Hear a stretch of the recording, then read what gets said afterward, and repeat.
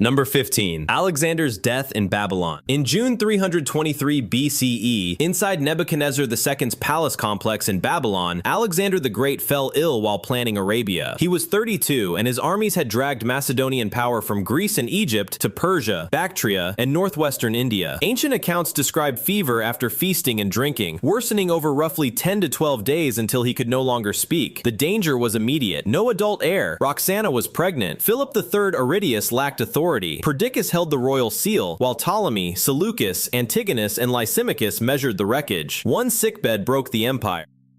Number 14. Partition of the Mongol Empire. Genghis Khan died on August 18, 1227, mid-campaign against Western Shah, leaving the largest contiguous empire in history with no machinery to hold itself together. He had divided power among his sons, but not obedience. Ogedei was elected in 1229 and drove the conquests on, until his death in December 1241 stopped the European campaign cold. Monkey restored the center in 1251, then died outside the southern Song in 1259. Kublai and Arik Bok fought 5 years for the throne. Kublai won, but the verdict did not travel. Yuan China, Hulagu's Ilkhanate, Batu's Golden Horde, and Chagatai Central Asia became fracture lines. The empire still had Mongol rulers. It no longer had one command. Number 13. Battle of Gaugamela. On October 1st, 331 BC, east of the Tigris near Gaugamela, Alexander met Darius III on ground cleared for Persian numbers. Darius had men from across the empire, chariots with blades, elephants for shock, and the confidence of a king who had already survived Issus. Alexander had less, but he had timing. His phalanx held the front while companion cavalry broke through a gap toward the royal center. Darius fled. Babylon opened. Persepolis burned soon after. You watch the map turn in a single afternoon. Gaugamela ended the Achaemenid claim to rule Asia.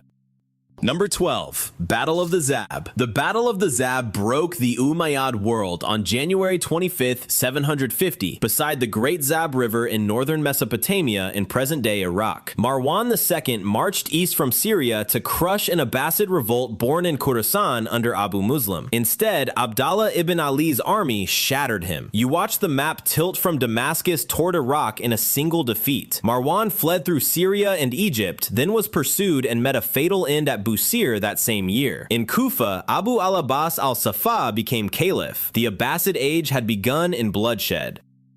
Number 11. The Avar Ring. The Avar Ring was the fortified nerve center of a steppe empire planted in the Carpathian Basin around 567 and 568. Not a castle. Rings of earthwork and elite camps, not stone walls, guarded the tribute of a cognate that had battered Byzantium and besieged Constantinople with Slavic allies in 626. Charlemagne attacked in 791. Then the Civil War of 796 between the Khagan and the Yugur broke Avar command. Duke Eric of Friuli and King Pepin of Italy took the ring. Frankish annals remembered treasure enough for 15 ox carts. By 822, Avar envoys were petitioners at a Frankish assembly. After that, silence did the conquering.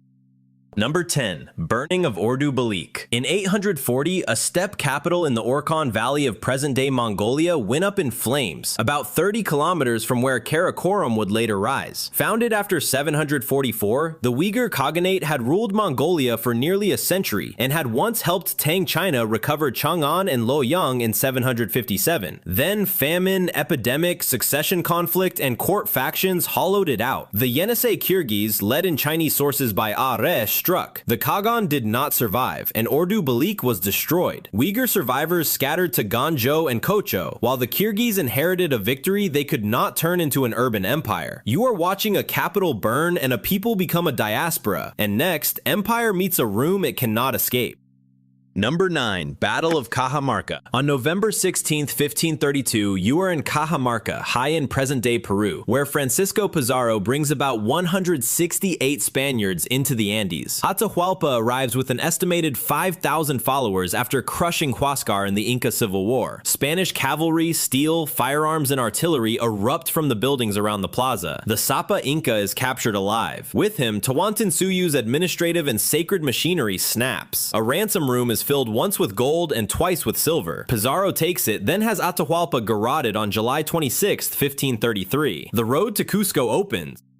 Number 8. Fall of Constantinople. This was the capture of the Byzantine capital on May 29, 1453, after nearly 2 months under Ottoman siege. You are watching the medieval Roman Empire reach its last morning. Mehmed II had begun on April 6th, bringing heavy artillery including Orban's great cannon after sealing the Bosporus with Rumeli Hisari in 1452. Constantine XI Palaiologos held the Theodosian walls with Greek, Genoese, and Venetian defenders, including Giovanni Giustiniani Longo and about 700 armed men. By dawn, Ottoman troops entered. Constantine did not survive the final fighting. Rome's eastern capital became Mehmed's capital, and empire learned a new language. Next, a city on a lake faces the same tightening ring.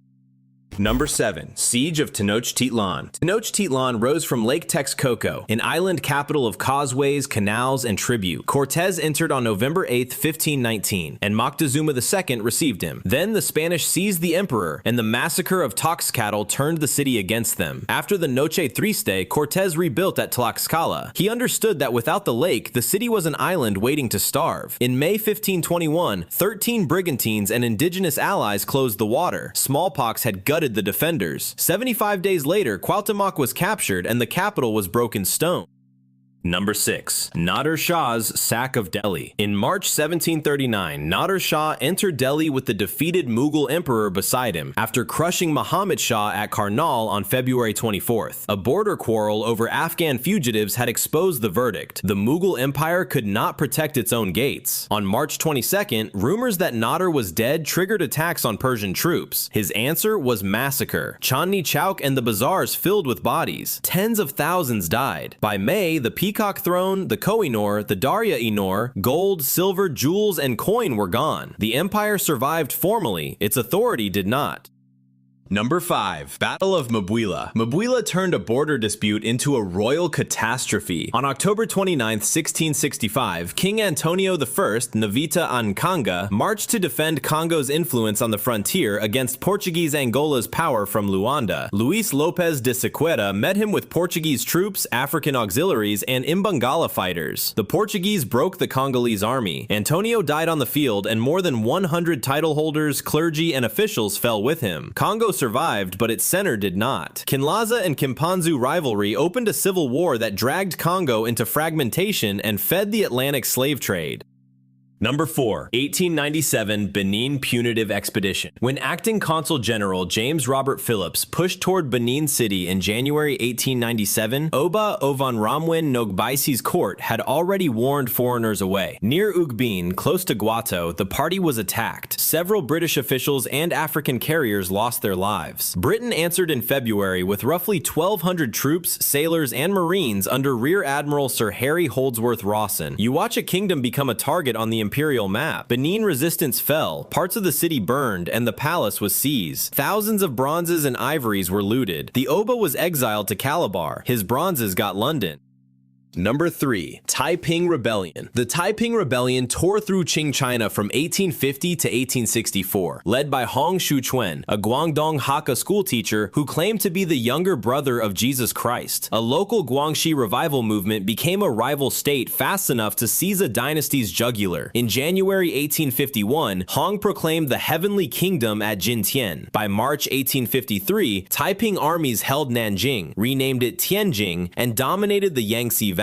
Zheng Guofan and Li Hongzhang clawed it back. Nanjing fell on July 19, 1864. 20 to 30 million died. Qing power survived in name, but China had learned how fast a map can tear. Number 2. Partition of India. In August 1947, Britain quit India by statute and split the subcontinent into India and Pakistan. Parliament gave royal assent on July 18th. Power transferred on August 15th. The borders came 2 days later. Sir Cyril Radcliffe, a British lawyer who had never been to India, drew Punjab and Bengal in 5 weeks, then left, burned his notes, and never returned. You see the result on the map at once. 10 million to 15 million people fled, Hindus and Sikhs toward India, Muslims toward Pakistan. Mobs and militias turned Punjab, Delhi, Bengal, and the refugee trains into places of widespread violence. Between 200,000 and 1 million lost their lives. The empire vanished in weeks. The suffering lasted for months.